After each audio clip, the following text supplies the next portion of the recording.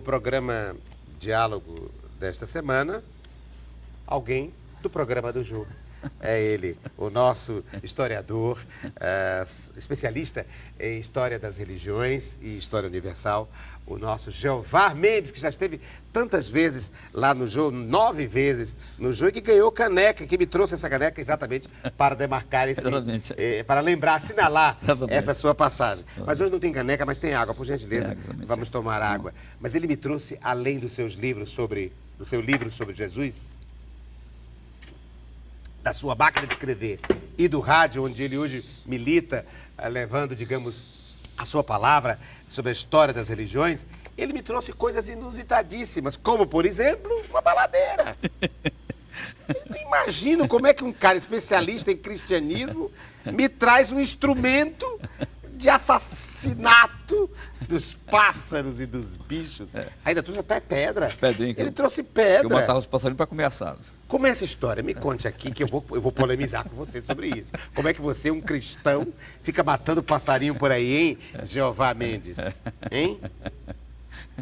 Ai? Eu não fui criança. Ricardo, é o seguinte... Mas você foi, né? Foi. 1963, 64, foi a mamãe. Criança no interior. de sertão. Exatamente.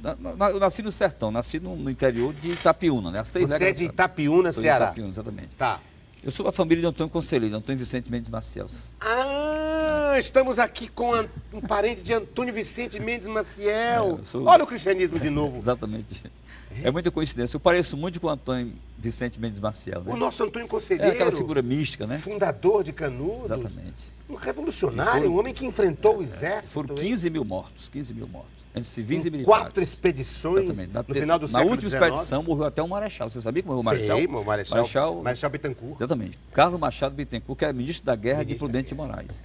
E foi assassinado exatamente por um soldado que era chamado Anspessada, Marcelino Bispo de Melo. Ele era alagoano, baixinho, puxou um punhal para matar o presidente da República, que era o Prudente de Moraes, e o Marechal se atracou aí o punhal entrou no peito do Marechal e não houve festa. Acabou ministro tudo, da Guerra. Exatamente. Aí ia haver uma grande festa, comemoração para a derrota de Canudos, mas terminou tudo em luto com a morte do Marechal Carlos Machado Bittencourt, que hoje é o patrono da intendência do Exército. Lá no Dias Macedo existe lá uma rua com o Marechal Bittencourt. E você, se você tivesse que comparar o seu cristianismo com o cristianismo do seu antecedente, eu tenho, do seu familiar, né? Do passado, que é Antônio meu bisavô, grande Antônio Vicente Maciel, que hoje está no panteão dos grandes heróis da nação. Exatamente. O meu bisavô, Matias Ferreira Mendes Maciel, a mãe do meu bisavô, era irmã da mãe do conselheiro. Então eles eram primos legítimos, né? Primo legítimo. Meu bisavô nasceu em 1831 e Antônio Conselheiro nasceu em 1829. É um ano apenas mais velho do que ele, né? Então, eu sou daquela família. O mesmo ideal de justiça do Antônio Conselheiro também tem o ideal de justiça, de fome de justiça, né? A favor dos mais fracos, dos pobres, dos injustiçados. Isso você tem uma certa analogia com ele. Tem uma similaridade. Com ele. Exatamente. Então, Ricardo, nessa época no interior, que eu morava no interior, meu pai era tropeiro, comboeiro, almocreve, como disse, ele viajava muito para Quixadá, para Baturité, e muitas vezes ia para Fortaleza comprar mercadoria para o meu tio, já falecido, tinha uma bodega no interior. Então o papai trazia aqueles pacotes, imensos pacotes de jornais velhos, amarrados com barbantes, e de lá o papai descia no trem Itapiúna e levava essa mercadoria do meu tio em lombo de animais. Então chegando lá em casa, eu tirava aqueles jornais. Por isso que você trouxe o jornal, exatamente. Para lembrar isso. E eu colocava dentro desse saquinho aqui, que a gente chamava no interior de bisaque, que era o embornal, né? O embornal. Exatamente. Você colocava dentro. O jornal aqui dentro. Para ir caçar passarinho, matar passarinho, tamanho fio, vai matar alguma coisa para o almoço. E como eu era um tipo de Esaú, irmão de Jacó, caçador, e todo dia eu saía para matar passarinho, trazia nambu, que é nhambu, ele chama nambu, né? Trazia marreca, trazia rolinha, passarinho, pica-pau, matava tudo. E com essa baladeira aí, viu? Mas agora me ocorreu colocar em pauta uma questão interessante. Vejam, o Jeová Mendes, depois disso, já na adolescência, foi ser um estudante num colégio franciscano. E o nosso São Francisco é o santo da ecologia, é o santo que trata os animais, inclusive os animais peçonhentos, como meus irmãos, meu irmão Sol, irmão Lua, a irmã Cobra, o irmão Escorpião, os irmãos passarinhos. Infelizmente eu fui um passarinhicida, assassino Você foi de passarinho. um passarinhicida. Veja, a imagem de São Francisco que nós temos é aquela imagem com vários animais, pássaros no ombro do ombro dele, lobo, né? Ele conversando com os o pássaros. chacal, a raposa. Que coisa linda, né? Também, E, no entanto, você, um franciscano, mas também jesuíta, mas enfim, que teve uma certa formação franciscana, me aparece como assassino de passarinho, o Jeová. Como passarinhicida. Passarinhicida. Assassino de passarinho. Você acha que, pela sua formação teológica e religiosa, que há perdão? Com certeza. Não digo para as crianças sim, mas para quem... Hoje eu não recomendaria em função negócio, da fome, era questão mais tem que matar de fome, necessidade mesmo. Algum pássaro? A gente chegava, a mãe pelava aquele passarinhozinho, assava, às vezes cozinhava. Um avoante. Para comer com feijão, com rapadura, pão de milho. Era uma questão também, Ricardo, de sobrevivência. A conjuntura, a circunstância daquela época. A gente era obrigado a ir para o mato caçar, pegar peba, tatu, matar passarinho para poder, então, complementar a alimentação. Mas aí o homem não se colocaria acima, inclusive, das outras espécies? Dizer, não, eu tenho direito para matar a minha fome humana de e até agredir uma outra espécie. Porque, por exemplo, o Padre Cícero já dizia, em 1890 já dizia, não derrube as matas, o Padre Cícero dizia, não derrube as matas, não queime as matas, não mate os animaizinhos. O Padre Cícero já dizia 1890. Isso. É verdade. Claro que eu tivesse essa consciência nessa época, eu jamais ia matar um passarinho. Eu não tenho coragem de matar um passarinho. Né? Hoje você não tem, não. E o Padre Cícero tinha outra coisa bonita, que era o perdão, né? Era o perdão. Ele dizia... Quem roubou não roube mais, quem matou não mate mais, quem fraudou não fraude mais. Exatamente. Venha e venha construir um novo tempo no Juazeiro. Ele é engraçado. Então quem matou passarinho, não mate mais. Não mate mais. eu não tenho mais coragem de matar um bichinho. Não tem mais, eu protejo os animais. Mas nessa época eu matava por questão de sobrevivência. A gente era agricultor, meu pai era, como eu falei, era um pequeno agricultor, um comboeiro, um criador, um tropeiro, um almocreve, que é a mesma coisa, né? Mas aí você tem outra coisa. Também ia para o mato para matar passarinho, ler os jornais. Mas ia para ler jornal. Exatamente. Nessa época, 1965 para frente, o mundo, Ricardo, você acompanhou, nós somos da mesma idade naquela época, o mundo estava vivendo o auge da Guerra Fria, a disputa entre a União Soviética e os Estados Unidos e a iminência de uma terceira guerra mundial. Eu ouvia falar muito pelo rádio, assistia o rádio, e a gente ouvia muitos noticiários sobre a tensão, Cuba, tensão, Baía dos Porcos, aquela coisa, a Baía dos Porcos, a crise dos mísseis em 62, aquela coisa terrível, a gente ficava com medo. Então eu ia para o mato, no meio do mato, naquela mata fechada, caçar passarinho, e cheio de jornais dentro do meu embornal. Entendeu? Então você ia matar a fome física, exatamente, e espiritual. E a fome de informação. Lendo. E nessa época eu acompanhei 3 episódios engraçados, até triste, né? Em 67, me lembro, em 67 aconteceram 3 fatos relevantes para a história. Primeiro, a Guerra dos 6 Dias entre Israel e o mundo árabe, que terminou com a vitória de Israel, né? Como sempre, né? Depois, um acontecimento que chamou a atenção, a morte de Che Guevara na Bolívia, dia 9 de outubro de 67. Foi morto por um tenente do 8º Exército Boliviano, o tenente Mário Teran Salazar, que hoje ele é general de brigada. E mora na Bolívia, ela está com 82 anos, né? Que na época ele tinha uns 30 anos quando fuzilou o Che Guevara. E todos os demais guerrilheiros que vieram de Cuba auxiliar Che Guevara na Bolívia, a guerrilha fracassou, Che Guevara foi então capturado e morto, né? Outro acontecimento, em 67, dia 18 de julho de 67, ali em Antonel Viário, José Valto, existe um lugar chamado Aldeia Velha, que hoje está cheio de conjuntos, de prédios, aquela coisa toda, onde fica o terreno do Montenegro. Ali foi no dia 18 de julho de 67, o Marechal Castelo Branco vinha num avião, num Piper Aztec, o avião se chocou, então, com um chavante da Força Aérea, morreu o Marechal Castelo Branco, morreu o seu irmão Cândido Castelo Branco, morreu a professora Alba Frota, morreu o piloto Celso Tinoco e também o major, que era assessor do Marechal, Manuel Nepomuceno de Assis, que auxiliava o Marechal e pertencia à 10ª Região Militar. Só escapou o copiloto, que era filho do Celso Tinoco, Francisco Chagas Tinoco. E vinha de Quixadá. Vinha do Quixadá, da fazenda. Ele dormia na Serra do Estevão. E vinha da fazenda da Raquel, né? A madrinha Raquel disse, meu filho, aquele dia, eu viria também, mas eu tinha que pagar os trabalhadores e não deu para ouvir no avião. Você se chama Raquel de sua madrinha por quê? que era minha madrinha de batismo. De batismo mesmo? Batismo. É mesmo? Não só madrinha minha, Eu pensei mas... que tinha sido para madrinha apenas porque ela Não, tinha não. apadrinhado você, digamos, para Naquela colocar região. você da grande mídia, por exemplo, do programa do Jô. Eu sei que foi Apesar ela, disso, ela teve- foi ela que foi ela indicou, não é? Ligou pro Jô. Ligou para o Jô Soares Em e disse... 95, junho de 95, não foi em agosto de 95, eu fui chamado pela primeira vez, que ele estava no SBT, que era o programa Jô Soares e Meia. O Jô e Meia. Então você, a sua família, então, tem uma certa ligação com a o nosso família terreno Queiroz. é vizinho dela, lá em Itapiúna, vai fronteira com Daniel de Queiroz. Ah, que é o pai dela. E toda aquela meninada, não foi somente eu, não. Centenas e centenas de meninos, ela era madrinha de tudo que era menino. Mas aí é uma outra questão. Eu que gosto de trabalhar tanto com as contradições. É o seguinte, ou com as polaridades, é que a madrinha desse senhor, que é um homem cristão, de fé, etc., já declarou centenas de vezes, quando viva. podia, que era uma mulher sem fé. Era ateia. É, ateia completamente. Não E ela acreditava. dizia, ai, como eu gostaria de ter fé. Quando a filha dela morreu, ela disse que a coisa que ela tinha mais inveja do mundo é que todo mundo rezava e pedia pela saúde da filha e ela não conseguia. Da Clotildezinha. A Clotildezinha, é. E ela perdeu a única filha que era... Em 35, né? ela estava presa, 35. Ela só teve essa filha, só né? essa filha, Só essa filha. E morreu. E ela dizia, eu tinha pena porque eu não podia a quem apelar. E acho que quem tem fé pode apelar, pode ter esperança. Eu queria trazer esse tema para você, ô Jeová. Inclusive, ela disse para mim, ela contou para mim, disse, meu filho, depois da morte que eu perdi a Clotildezinha, eu fiquei com raiva do meu marido, porque eu achei que ele foi irresponsável.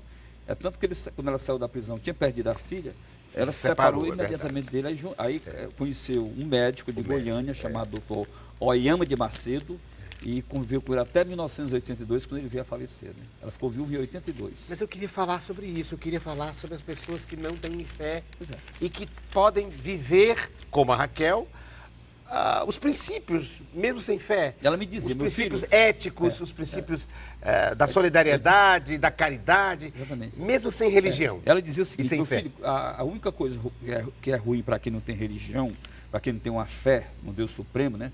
Porque quando a gente está em momentos de angústia, quando a gente está em momentos realmente tristes, momentos difíceis da nossa existência, a gente não tem, meu filho, para quem apelar. É uma angústia muito grande, porque a gente não tem para quem apelar.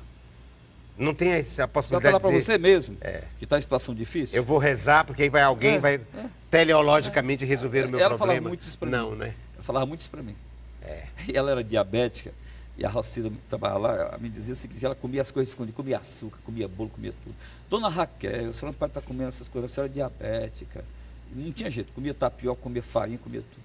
Mas o que eu quero dizer é que é possível, mesmo sem fé e mesmo sem religião. Não, pode chegar até Deus, pode não chegar é? a Deus. É porque o ser supremo... Não, chegar a Deus, não digo. Para um ateu, ou uma ateia, não chegaria a Deus. Eu digo, mas pode viver a experiência Pode. que as religiões pregam, as religiões que eu digo, as de boa fé, não é? A solidariedade, a caridade, a alteridade.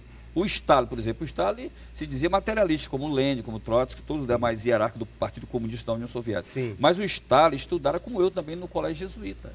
O Fidel também, né? O Fidel Castro também. Fidel Castro também. Mas em momentos assim de descontração ele dizia, Cristo era um homem fenomenal. Não, e o próprio Papa Francisco faz relações entre Exatamente, comunismo Exatamente. e cristianismo, entre socialismo e cristianismo. Porque o verdadeiro comunismo, Ricardo, foi vivido na época apostólica, na época dos apóstolos. Porque, como diz lá no capítulo 4, do versículo comunismo primitivo, se diz. assim, os cristãos tinham tudo em comum. Não havia, ele diz assim, e não havia necessidade entre eles, porque eles vendiam suas propriedades. Vendiam as suas propriedades e colocavam os valores aos pés dos apóstolos. Até o ano 50 depois de Cristo, era a igreja primitiva, uma igreja totalmente, digamos assim, comunizada, socializada. E foi essa igreja que foi, Que é o desejo de que todos foi nós. massacrada. Que foi massacrada. A partir de Nero começou a matança com Nero. Começou com Herodes, depois com... Não, eu Herodes digo aquele Agripa concílio II, famoso. E o concílio de Nicéia. De Nicéia, né? Foi. Quando definiu, a figura de Maria, por exemplo, né? E algumas outras posturas. Porque a religião, ela tornou-se hierarquizada, entendeu? E a partir de Constantino. Porque dizia, por exemplo, os pais da igreja diziam o seguinte, até Constantino, a igreja de Cristo ainda era a congregação dos santos. A partir de Constantino, a igreja tornou-se uma instituição hierarquizada. cheio de hierarquias. Porque foi Constantino que criou essas hierarquias. Principalmente depois da visita de sua mãe a Jerusalém, Santa Helena, que estava leprosa, e vieram a Jerusalém em peregrinação. Constantina dera muito dinheiro para restaurar Jerusalém. Quando ela chegou em Jerusalém, Ricardo, a cidade estava toda devastada, estava toda deteriorada, totalmente destruída. Até porque Jesus conviveu com os pobres, Com os né? pobres, Mas exatamente. nasceu numa região De muita pobreza, de muita miséria. É. Crianças morriam. Jesus, por exemplo, sobreviver é um milagre. É um As milagre, crianças digamos. diziam para os não é? pais. Porque a mortandade infantil era imensa, não era? As crianças diziam, Abá, Abá, Abá, eu estou com fome, Abá, morrendo de fome. Morrendo de fome. Aí dizia, mama, mama, quero comida, mama. Aí dizia, Aba, pai, quero comida, pai. E morrendo de fome. Muita miséria. Jesus porque os conviveu romanos- com isso, né? Exatamente. Conviveu com isso. E você me trouxe, então, eu estou colocando aqui, fazendo comparações entre o mundo que você viveu, que Jesus viveu, e o mundo que você também viveu quando criança. Exatamente. Porque eu estou vendo aqui que tem objetos que referem, digamos, a essa pobreza, a esse sertão. Você me trouxe aqui É um ferro de engomar. um ferro de engomar, É da época da minha mãe. ainda com a carvão, né? Era carvão. A carvão. As brasas. As deles. brasas. E você me trouxe A lamparina. uma lamparina. Porque não havia energia elétrica naquela época. O Vigílio Távora trouxe a energia de Paulo Afonso para o Ceará em 64. Mesmo assim foi chegar anos depois. Quer dizer que você lia, então, os jornais, ou lá no mato durante o a luz dia, do sol e à ou noite à com a luz lamparina. da lamparina você Exatamente. lia. É. E os jornais com a luz da lamparina. E durante o dia a luz do sol, né? Que coisa linda, não? Às vezes a pessoa tem tudo e não consegue... Ainda reclama, né? Não consegue ler, não é? Não consegue ler. E, no entanto, você, assim como Machado de Assis também, não é? Com lamparina.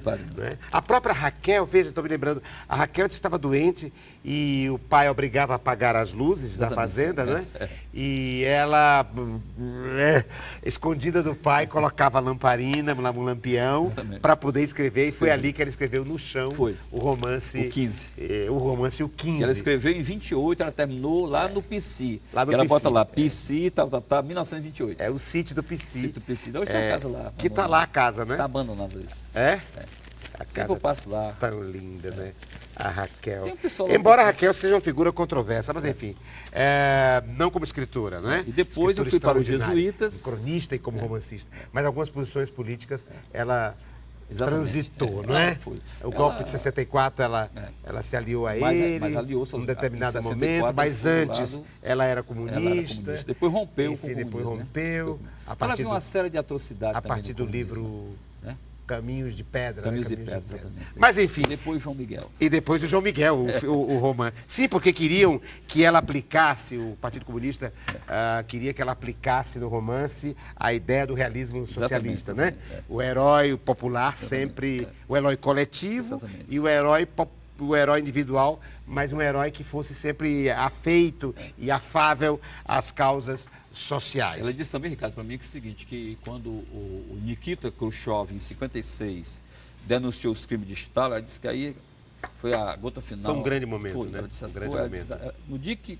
Khrushchev fez o discurso, denunciando os crimes de Stalin, muitos daqueles líderes políticos comunistas da Foi um Europa, grande muitos marco. 3 caíram mortos. Morreram. Chegou a hora do objeto surpresa! Eu trouxe um para ele, para o Jeová Mendes. Vou repassar e o Jeová vai repassar o dele para mim. Eu quero ver o seu. Você Agora é o nosso se convidado. prepare. É o homem. Se prepare, porque para você não ter um choque psicológico. Viu? É mesmo? É. Porque é a réplica de um bicho asqueroso. É a réplica de um bicho altamente asqueroso, que é o símbolo do mal. O diálogo é com você, então você vai me mostrar o seu depois, porque você me disse que esse aqui é do mal, é coisa grave. E o meu não, o meu parece que Esse é o símbolo do bem. Olha, o meu, Olha aí. olha o que é aí. Eu te trouxe uma imagem, uma imagem sacra. Esse hein? aqui é o padroeiro dos teatrólogos. Exatamente. Esse aqui é São Genésio. São Genésio, São Genésio. São Genésio. Olha as duas máscaras. Exatamente. Olha as duas máscaras. Foi martirizado ele. Martirizado. Está aqui o No manto, governo de Gordiano. o manto vermelho, Foi, o manto vermelho, que é o para símbolo. caracterizar o seu martírio. Exatamente. Por quê? Porque o nosso São Genésio, por que ele virou o padroeiro o protetor dos artistas Dos artistas de de teatro, teatro, teatrólogos. da representação dos teatrólogos, dos atores. dos bailarinos, porque ele era um ator. É um ator. E ele se recusou a fazer uma peça em Debochando do que cristianismo, havia deboche. É coisa do cristianismo. Uma coisa. Debochando o cristianismo. Sobretudo, era especificamente o batismo. Exatamente. O batismo. Aí E ele se o recusou. imperador Gordiano o condenou à morte por causa disso. Porque ele se recusou a debochar do cristianismo. Porque ele era um convertido ao Exatamente, cristianismo. E ele foi Derramou, decapitado, eu acho. Foi decapitado. Em 250 depois de Cristo. Genésio. Sim, o na ator. terrível perseguição de Gordiano, imperador romano. O imperador romano, ele morre. E aqui ele tem como é que chama, na mão, numa das mãos ele tem a palma Exatamente. e as duas máscaras. As duas máscaras. A máscara da que é a tragédia. simbologia exatamente dos artistas e dos teatrólogos. Dos teatrólogos. A máscara da tragédia e a Exatamente, máscara da comédia. São Genésio! Então eu fiquei perguntando o que um objeto assim que me junta, me liga ao Jeová. Ora, eu sou um homem de teatro, né? Da representação, do palco e da cena. E ele, um homem católico, não é? Ligado à história do cristianismo. Então eu vou trazer algo que nos une. Segura aqui, vamos jogar os dois segurando. Ótimo. São Genésio! São Genésio, Olha aí. São Genésio. Eu trouxe para você. O padroeiro. O padroeiro dos nossos. Agora vai abrir a sua. Agora eu vou. Olha, eu te trouxe Cuidado um santo. pra não ter um o cara que infarto. foi canonizado. Não tem um infarto, que é o símbolo do mal. E né? agora esse cara me traz o símbolo do mal. Tan, tan, tan, tan. Tan, tan, tan, tan. Tan, tan, tan, tan. Ei! E a serpente. Meu. Aí é a Neostan. A Neostan, que é a serpente de Moisés, que foi criada no deserto. Se olhasse para a serpente, ficava curada. Isso aqui é quando Moisés estava com um cajado e ele solta o cajado? Não, porque É aqui na e se retirada transforma do deserto, se transforma numa os filhos de serpente? Israel estavam sendo picados por serpentes venenosas, pelas as nágeas e também pelas as neostãs. Então ele criou uma réplica da neostã, entendeu? E aqui são dois símbolos, o bem e o mal, né? O bem e o mal. Pois é, mas vejam, a serpente, a cobra, é também o símbolo da sabedoria, Porque não? a sabedoria, ela é portadora do mal e também do bem. Por quê? Porque é do veneno da cobra que você tira, que faz o antídoto para combater o próprio veneno da cobra, né?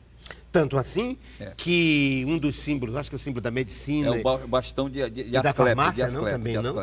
É O ligado- bastão de Asclepio, que é o deus da medicina. É o deus da medicina. toda essa área das ciências médicas, não é? Está lá o símbolo de Tem lá o Asclepio. símbolo Uma serpente enrodilhada, uma serpente enroscada no caduceu de Asclepio. E por que você me trouxe, então? Para falar disso? Para falar da sabedoria e, ao mesmo tempo, você associou ao mal? Exatamente, associou o mal. Porque aí tem dois mundos, o bem e o mal, né?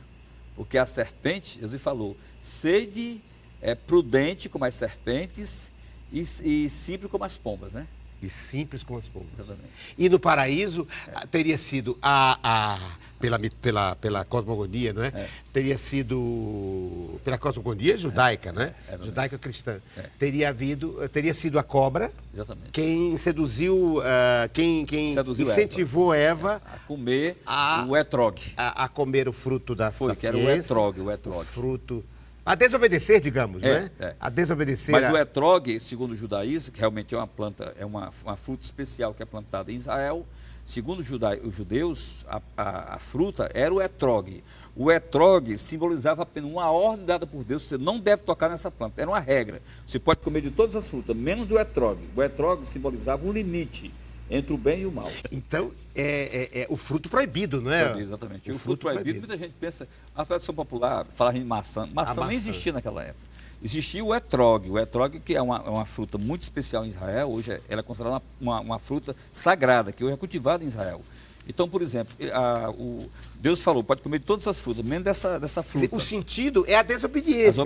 É o rompimento exatamente. Com a ordem... De uma ordem estabelecida. Com a ordem estabelecida. Exatamente. Com a ordem divina. Exatamente. Não é? E essa ordem estava centrada paraíso. exatamente no etrog. É aí que se faz o humano. Exatamente. É aí que se faz o humano simbolicamente, não é, Jeová? Exatamente. Quando Eva, na verdade, quem instala ela se o escorou, humano é Eva. Inclusive, não é a mulher no meu que próximo diz não. Né? No meu próximo livro eu encontro que ela se encostou no etrog, na planta, no caule da planta, estava enroscado no caule daquela grande árvore, o etrog, e estava Samael, o diabo, com a cabeça de anjo e o corpo de serpente. Aí disse, quem foi que disse que você não pode comer todas as frutas? Eu disse, não. Aí Eva disse assim, o senhor falou que podemos comer de todas, menos dessa aqui, que era o etrog. Pois é desta Ele que eu disse, vou não, comer. você tem que comer, porque é o seguinte, pelo contrário, quando vocês comerem essa fruta, os olhos de vocês vão se abrir, o entendimento de vocês vão ficar iguaizinho a Deus. Aí a mulher mordeu a isca, né?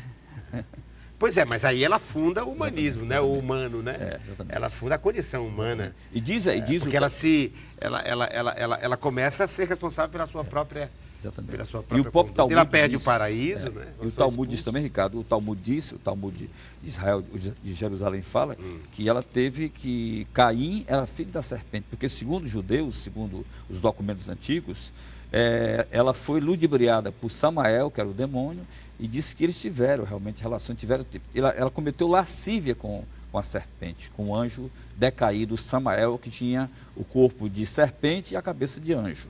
Ele diz que Caim não é filho de Adão, Caim era filho da serpente com Eva, porque Eva cometera lascívia com a serpente. Estamos falando de mitos, de mitologia. Dos judeus, principalmente estamos falando do Talmud judaico. Estamos falando de uma cosmogonia. Exatamente, de uma cosmogonia.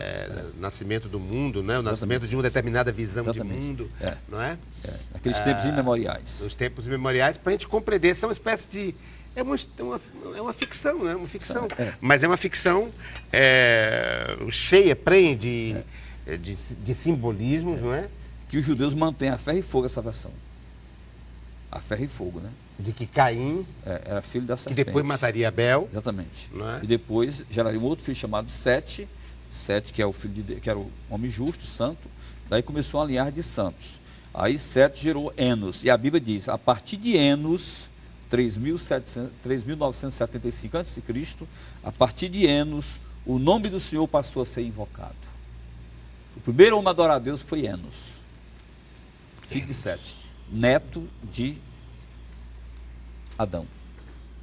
Terminamos então o nosso diálogo de hoje com a imagem que tem a ver com a vida do próprio Jeová Mendes, porque ele se debruça há quantos anos? 50 anos. Há 50 anos. De 69.